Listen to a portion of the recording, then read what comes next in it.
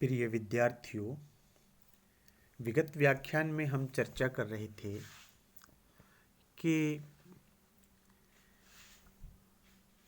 कांग्रेस के द्वारा झंडारोहण करना, वंदे मातरम को राष्ट्रगीत के रूप में गाए जाना, उर्दू के स्थान पर हिंदी का प्रयोग करना, इन सब पर मुस्लिम लीग को आपत्ति थी और जिन्ना ने इस अवसर का उपयोग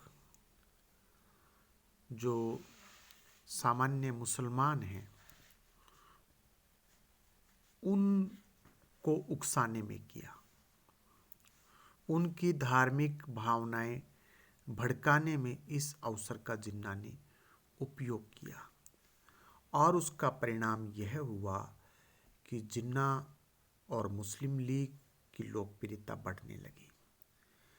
1927 में जहां मुस्लिम लीग के सदस्यों की संख्या केवल 1330 थी, 1938 में वह 1 लाख हो गई और 1944 यानी कि 1944 में वह 20 लाख हो गई।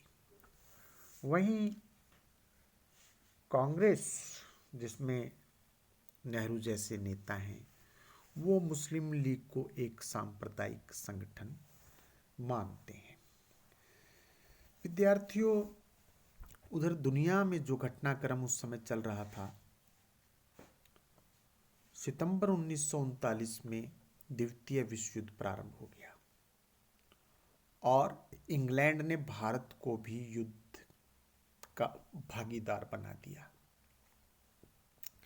कांग्रेस ने ब्रिटिश भारत सरकार की इस घोषणा की, इस कार्यवाही की तीव्र भर्त्सना की और यह घोषित किया कि जब तक भारत को सिद्धांततः एक स्वतंत्र राष्ट्र के रूप में स्वीकार नहीं किया जाता, तब तक उसे युद्धरत नहीं बनाया जा सकता, उसको युद्ध में शामिल नहीं किया जा सकता। 4 सितंबर 1939 को वायसराय लॉर्ड लिनलिथगो ने भारतीय संघ की स्थापना के प्रयासों को भावी युद्ध को दृष्टि में रखते हुए समाप्त करने की घोषणा की। मुस्लिम लीग ने जो भारतीय संघ की स्थापना में हिंदू प्रभुत्व की संभावना देखती थी, उसने इस घोषणा का स्वागत किया।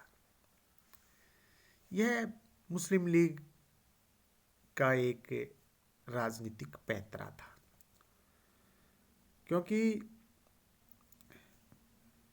युद्ध नीति, वास्तव में जो युद्ध नीति और भारत के संवैधानिक भविष्य को लेकर कांग्रेस और ब्रिटिश सरकार में जितनी दूरी बढ़ेगी, उतना लाभ मुस्लिम लीग को मिलेगा, ये जिन्ना देख रहा था और ऐसा ही हो रहा था। लीग ने अब संपूर्ण संविधान पर पुनर्विचार की मांग की, क्योंकि उसका यह आरोप था कि प्रांतीय स्वायत्तता ने हिंदू आधिपत्य की उनकी आशंका को सत्य सिद्ध किया है। जब कांग्रेस के प्रमुख नेताओं जैसे नेहरू और डॉक्टर राजेंद्र प्रसाद ने जिन्ना को कांग्रेस मंत्रिमंडलों द्वारा की गई तथाकथित ज्यादतियों के संबंध में बातचीत करने को आमंत्रित किया, तो उसमें कोई सफलता नहीं मिली। 7 अक्टूबर 1939 को वायसराय ने युद्ध के उद्देश्यों पर एक स्टेटमेंट दिया। उसने युद्धोपरांत यानी कि युद्ध के बाद 1935 के अधिनियम को परिवर्तित करके भारत को औपनिवेशिक स्वराज्य का दर्जा, डोमिनियन स्टेटस देने का आश्वासन दिया था, परंतु वर्तमान काल में युद्ध कार्य को संचालित करने के लिए एक सलाहकार समिति नियुक्त की जाने की पेशकश की गई थी, जिसमें सभी राजनीतिक दलों के प्रतिनिधि और भारतीय रियासतों के प्रतिनिधि सम्मिलित किए जाने थे। कांग्रेस कार्यकारिणी ने अपनी 22-23 अक्टूबर 1939 की बैठक में वायसराय की इस घोषणा को अपर्याप्त बताया और इसे पुरानी साम्राज्यवादी नीति का ही एक अंग बताया। इस नीति के विरोध में कार्यकारिणी ने अपने मंत्रिमंडलों को सत्ता से त्याग पत्र देने का निर्देश दिया। मुस्लिम लीग ने कांग्रेस मंत्रिमंडलों के त्याग पत्र का 22 दिसंबर 1939 को मुक्ति दिवस के रूप में आयोजन करके स्वागत किया। कांग्रेस द्वारा रिक्त राजनीतिक स्थान की पूर्ति विद्यार्थियों अब मुस्लिम लीग करने लगी। यद्यपि राजनीतिक भविष्य अनिश्चितता की तरफ बढ़ता जा रहा था, फिर भी जिन्ना ने कांग्रेस के साथ सहयोग की आशा नहीं छोड़ी।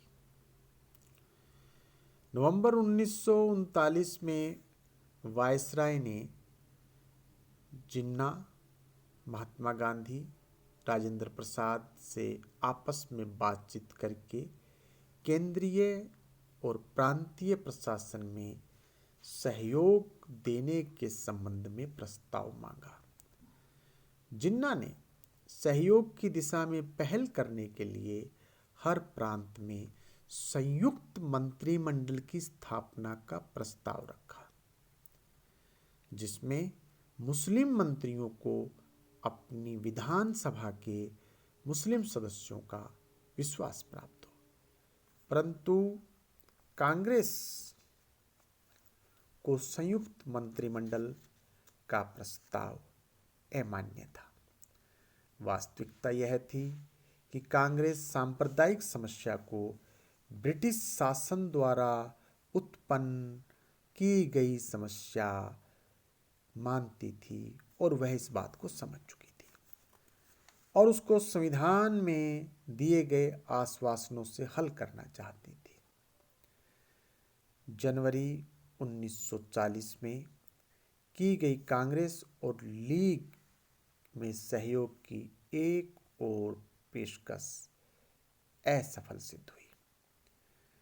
वायसराय से एक भेंट में जिन्ना ने संयुक्त मंत्रिमंडल की स्थापना 2/3 मुस्लिम सदस्यों के विरोध पर, विधानसभा में किसी विधेयक का परित्याग,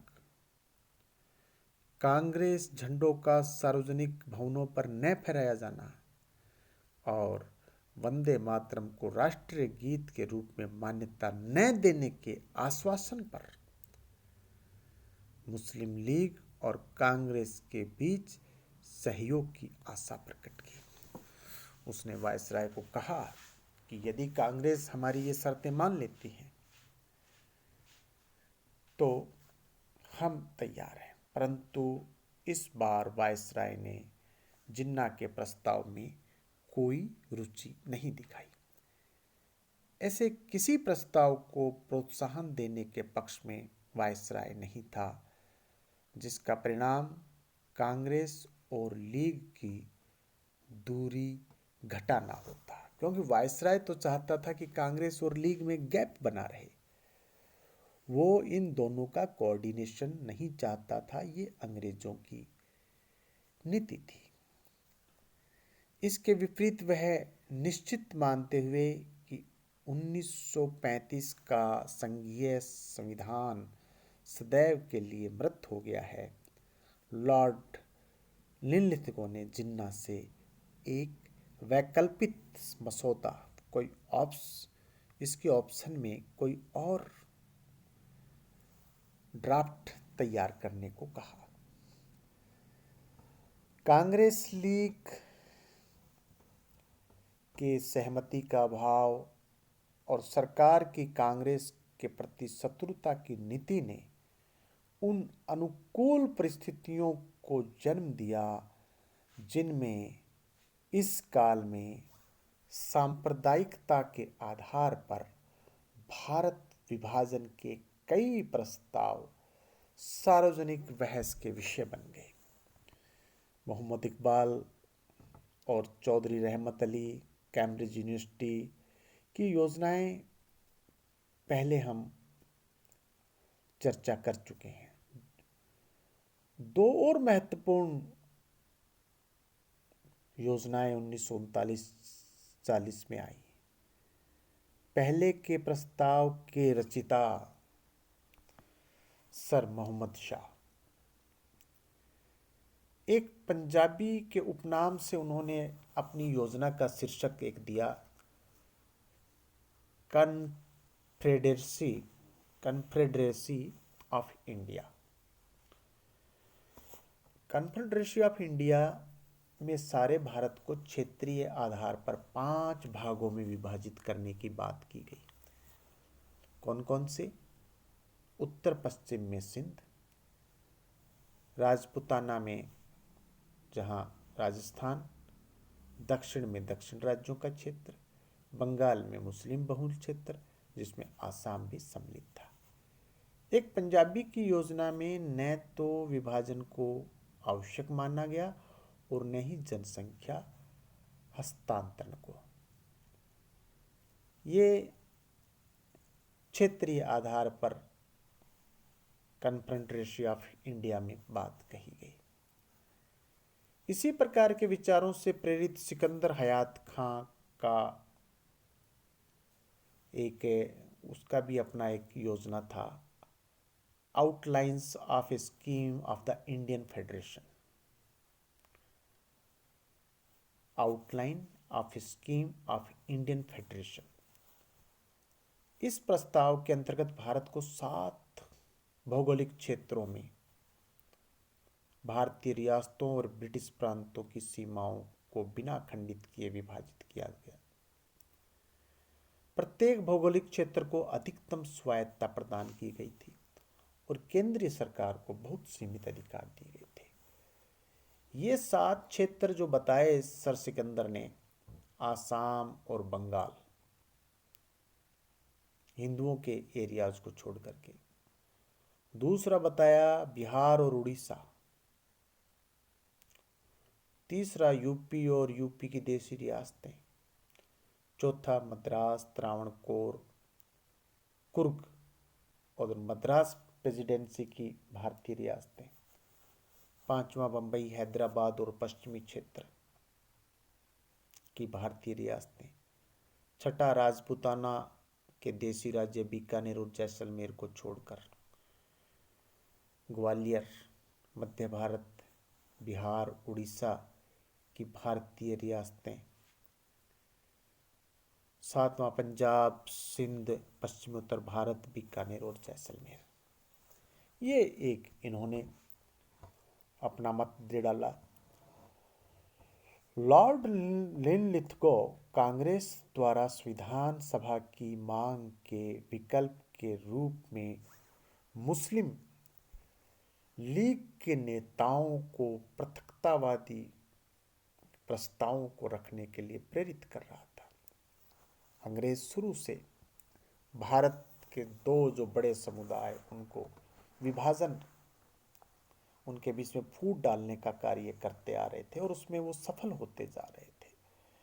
मुस्लिम कट्टरपंथी नेता उनकी चाल के शिकार होते जा रहे थे और यहाँ अभी भी वायसराय जो लॉर्ड लिनलिथगो है वो उनको उकसा रहा है, प्रेरित कर रहा है, समर्थन दे रहा है।